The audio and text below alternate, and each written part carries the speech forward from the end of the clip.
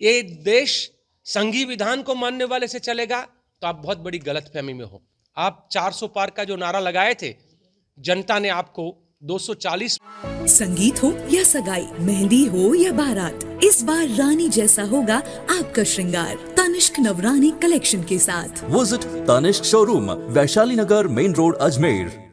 हमारे देश के निर्माण में, हमारे देश के आज़ादी में जिनका योगदान रहा, देश में समानता, बंधुता, एकता, अखंडता लाकर एकजुट एक धर्म ग्रंथ, देश का जो धर्म ग्रंथ है वो हमारा संविधान, उसके अंदर प्रेरणा का जिन्होंने कोशिश किया काम, ऐसे महान व्यक्ति बाबा साहब भीमराव अंबेडकर जी का देश की संसद के अंदर, वो भी एक जिम्मेदार पद पर रहने वाले देश के गृह मंत्री ने जिन शब्दों में जिस तरीके से अपमान किया, वो देश की जनता उससे आज बहुत ही आहत है।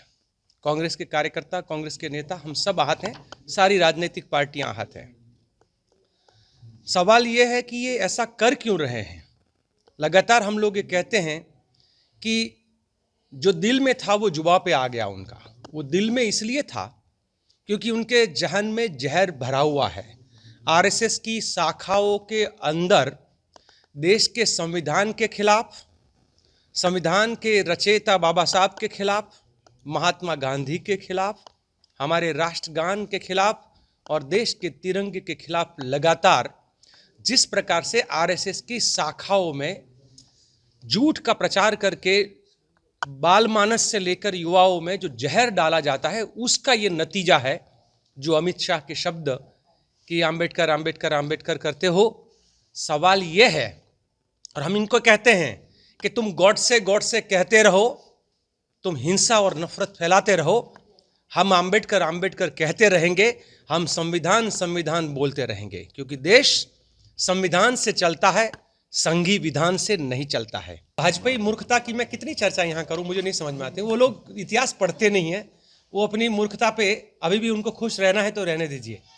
अलग अलग दल चुनाव लड़े थे, उनकी अंबेडकर जी की अपनी भी पार्टी थी, वो भी चुनाव लड़े थे, चुनाव में वो हार गए थे, और वो जब चुनाव हारे तो उनको केंद्रीय कैबिनेट मिनिस्टर के तौर पे न्योता देकर उनको राज्यसभा में ले जाने का काम भी यही कांग्रेस पार्टी के उन महान लोगों ने जो बाबा साहब की तरह थे।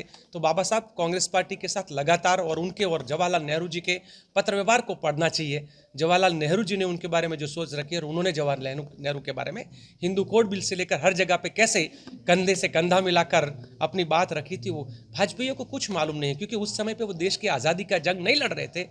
वो संघी देश के साथ एक तरीके से गद्दारी कर रहे थे, अंग्रेजों के मुखबिर बनकर कर रहे थे। वो सब कोई जानता है 60 रुपया की दलाली खाने वाला इस देश में कौन था, वो कौन नहीं जानता है।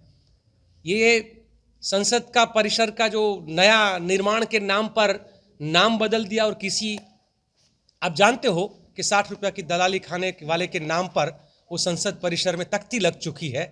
बाबा साहब आम्बेडकर की तख्ती लग जाती। बाबा साहब आम्बेडकर के जन्मदिन पर संसद का इनॉग्रेशन होता, संविधान के हमारा दिन जिस दिन मनाया गया उस दिन रखे जाते थे।